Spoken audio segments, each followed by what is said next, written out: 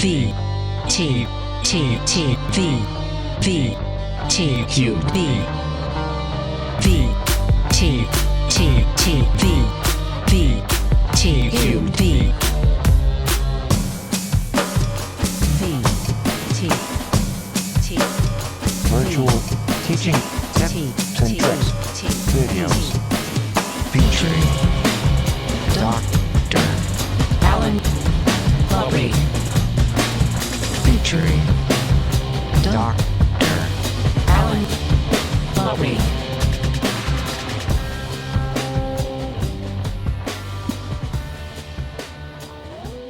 Hi everyone, I'm Alain Labrique. I'm a professor and associate chair for research for the Department of International Health. I've been asked to say a few words about some of the more cutting-edge technologies that a few of us are using across the school and the university to try and make virtual teaching and learning and engaging with students and fellow faculty a little more exciting and a little less unusual from the ways we have been used to engaging with our colleagues over the past many years before the pandemic. So I'm going to now share my screen and take you through a new platform that has emerged called Gather. So just recently I got an invite to a social event from the Department of Epidemiology, and I was pleasantly surprised to see that it was being held in the Gather world. And so some of you may have received invitations like this. Some of you may have attended meetings or conferences. Recently, the Berman Institute hosted a fascinating conference, virtual conference that was held entirely in the Gather space. So what exactly is this new platform that folks are starting to use across the campus? And so Gather is basically video chat that all of us have become so familiar with over the past year, but in a two-dimensional interactive space. What does this mean? Well, think of it as Zoom, but more fun and natural. For folks who experienced the video game explosions in the late 70s and 80s and early 90s, you'll be familiar with the interface and the iconography that's used, but really it's a very natural way to move around in a virtual space, identify people who you want to speak to, and have those serendipitous conversations that tend to be so few and far between in the time of this pandemic. So this is a spatial video chat platform that offers the same type of fluid, dynamic video conversations that you've become comfortable with in the Zoom era, but with the distinction that you can now have virtual rooms or a room where you can see other colleagues and students or staff who are also logged into this shared virtual space. You can engage with them just by walking up to them, and then their Zoom window will pop up and you guys can just have a conversation. If you're done talking to someone, you simply turn around and walk away. You can gather students and faculty for impromptu meetings and workshops where you'd like to have the ability to break out into separate rooms and have conversations in smaller groups. Maybe it's part of a class where you'd like to have different groups discuss different topics or manuscripts or papers, and then reconvene in an easy, organic way without the whole fuss of creating breakout rooms and sending people off to the room and then gathering them back. Just like you would in the real world, you would make an announcement to say, the meeting is now over. Please come back to the main plenary session and let's all have a conversation. Things that we've missed during the pandemic: poster sessions, virtual conferences with multiple simultaneous speakers across multiple rooms, just like in real life. So this technology is free for small groups, but you can pay for short-term special larger events.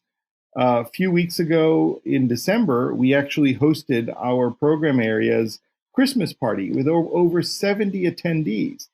And for more than an hour, we had 70 some faculty milling around, interacting with folks they hadn't seen in a long time, breaking off to go to the virtual beach, and others breaking off to hang out at the virtual cafe, sharing stories and singing songs. And it was actually a very, very interesting experience to observe how readily people who had never interacted with this platform took to it like fish to water.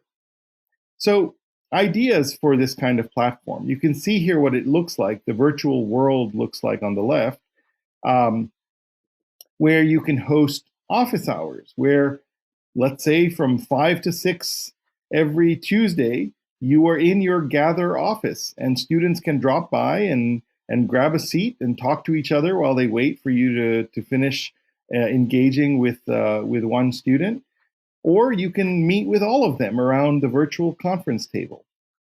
You could have poster sessions for your lab group or for your class or for your program area or department. You can host seminars where one person stands up on the podium and their audio is and video is seen by the entire gathering of folks who have joined the seminar. But what's very special is that you could encourage people to arrive early and then hang out afterwards for impromptu meetings where you break off and engage with the guest speaker to talk about what they've just presented. But also, I think it's great for more casual encounters, such as holidays or virtual birthday celebrations and so forth.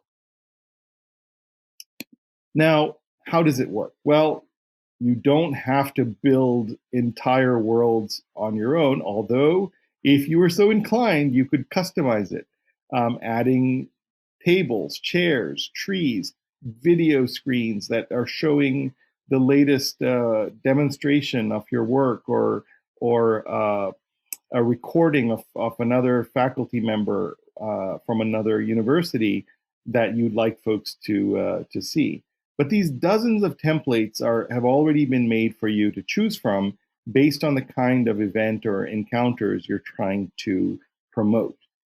There are common areas where you can mill about and go and actually seek people who you see on the list within the Gather environment and just run into them and have a conversation. Or you can engage in private areas where only those people who are seated within or standing within that private area can actually hear one another. So if I was standing in the common area and there were 4 or 5 people in the private area speaking to one another, I could not see or hear them until I actually walked into that area, allowing me to then participate in that conversation. Now, you'll see here to the bottom left the ability to create a very private space of only 2 chairs.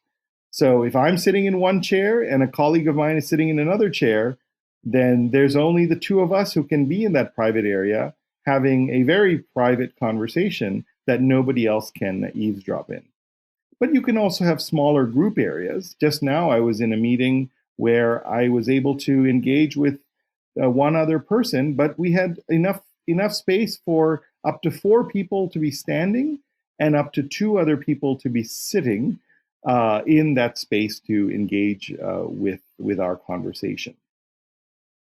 So this ability to have closed conversations or private conversations, I think, is really an exciting opportunity within this platform. But there are many, many options. There are social rooms, office spaces, presentation rooms. You can see here on the right a virtual dais or stage where up to two speakers can stand on these circles that are known as spotlights, where the moment someone stands there, their audio and video is being broadcast to everyone within that room. Or you can even have a poster session where scientists show their latest breakthrough work, or students share the results of their capstones, and have people walk from poster to poster, observe the poster in full screen, and then interact with the presenter should they be standing right there. Now, how do you interact with people in Gather.Town? Well, it's done through the movement through Gather.Town is done through the use of avatars. Here's just a few of the types of avatars that you can create. You can change the character, the clothing, and this is just a bit of frivolous fun that people can use to create a little embodiment of themselves, to then walk around this space using simply your arrow keys. Now, if ever you get stuck in a group of people and you want to extract yourself, you can just push the G key, and that makes you into a ghost that allows you to then move through obstacles and into the new space that you're trying to get to. Now, there are other really interesting features. There are whiteboards. You can have PDF documents that people are invited to read and view. You can have live streams or videos that are on auto repeat that folks can walk up to and watch. As I mentioned just a minute ago, there are podium where you can stand and present from, allowing you to talk to an entire room at once. And of course, you can find rooms that already have games, card games, chess, checkers, if you wanted to do a holiday party type of event where that feature would be of interest to you. Now, here's an example. I'll just illustrate to you a breakout room. And you can see here, I'm standing in a large virtual conference center. That's part of the demonstration that Gather.Town provides its users. And I'm standing at the edge of the doorstep, getting ready to enter the breakout room.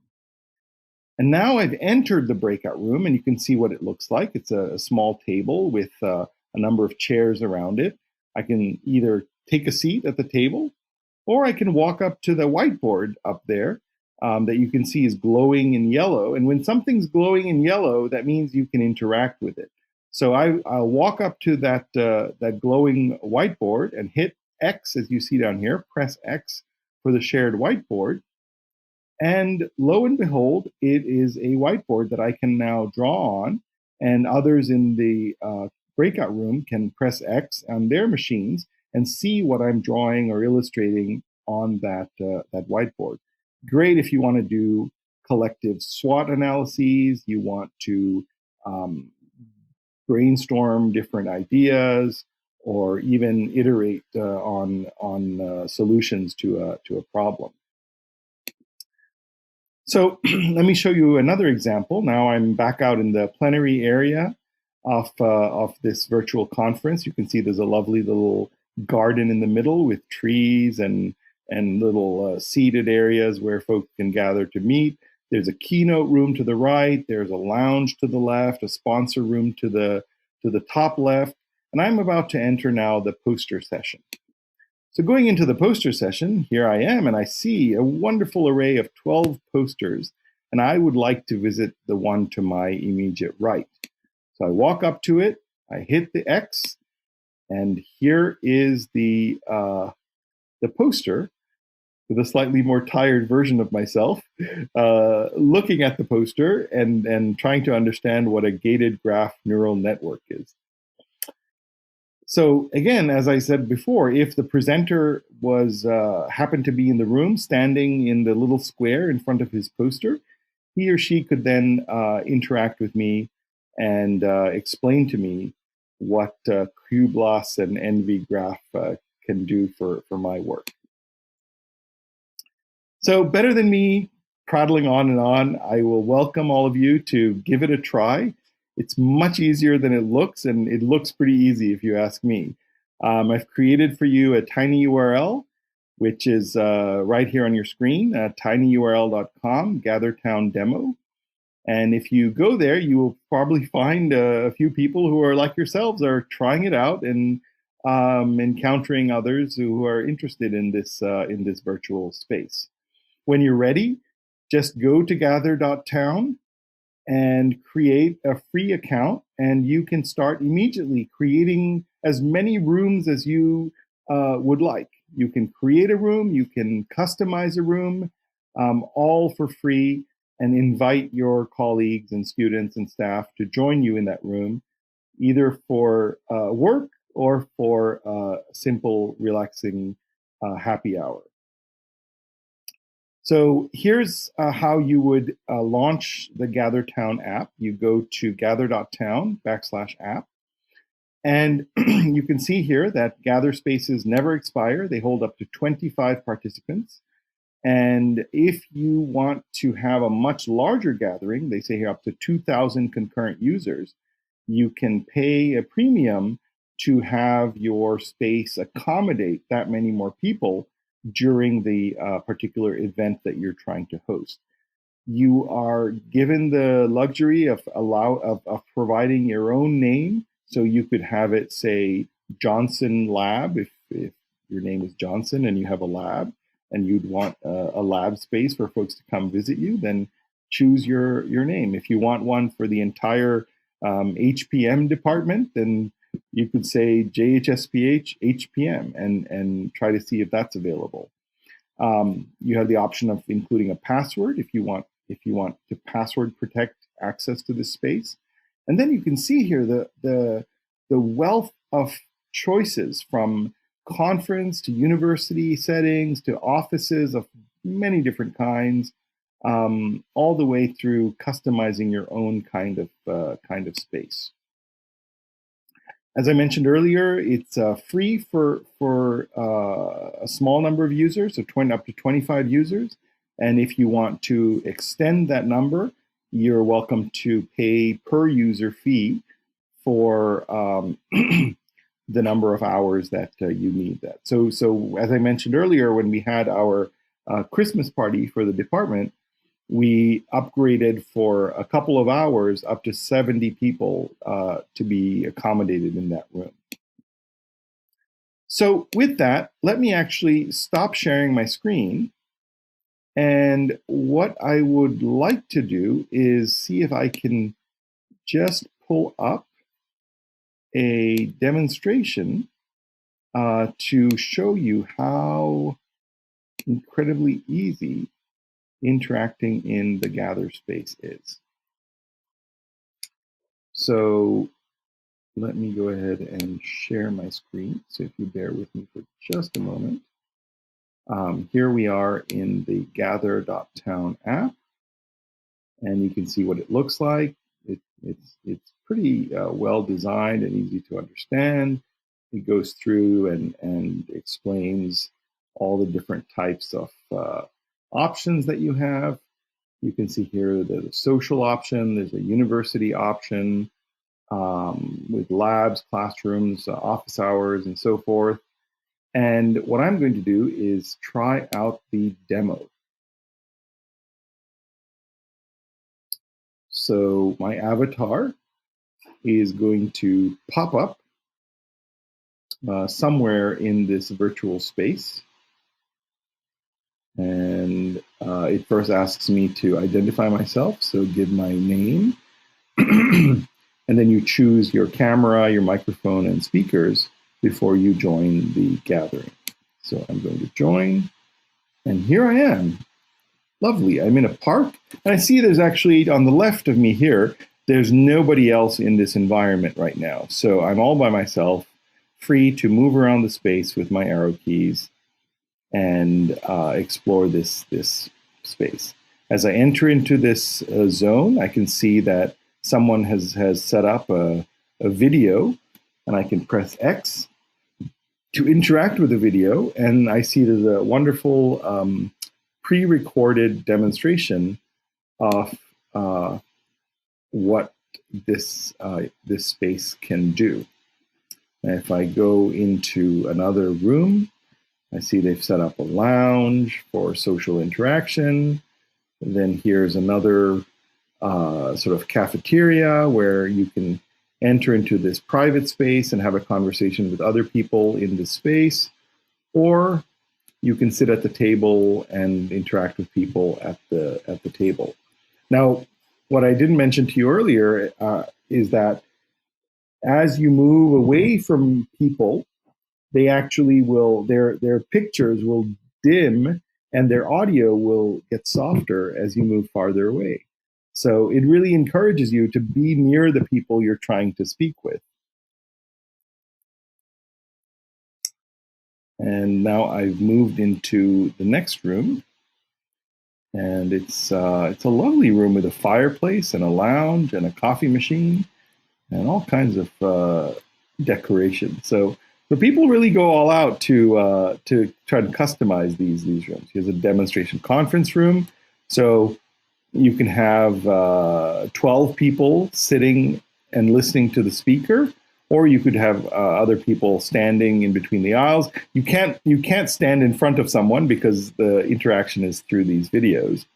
And then if I wanted to speak, I would step on this spotlight, and you will see here on the bottom it says, "You have stepped on a spotlight square, now broadcasting to the whole room." So by the whole room, they mean everyone within this blue quadrant that defines this private area. Now, if I wanted to go to a poster session, I walk up to the poster, and as I showed you earlier, I'm given the opportunity to press X to interact. And now I'll press X and see the poster. This one is domain adaptation of image caption models for video descriptions. And I can look through the poster and learn more about this topic. So there you have it. If Zoom has you exhausted and tired of seeing the Brady Bunch squares across your screen, well, give this a try and see if you can spice up your virtual experience by engaging with folks in the Gather.Town world. So with that, I thank you for paying close attention. And if you have any questions, feel free to drop me a line or engage with the Gather.Town team, who are always willing and ready to help folks get acclimated to this new virtual environment.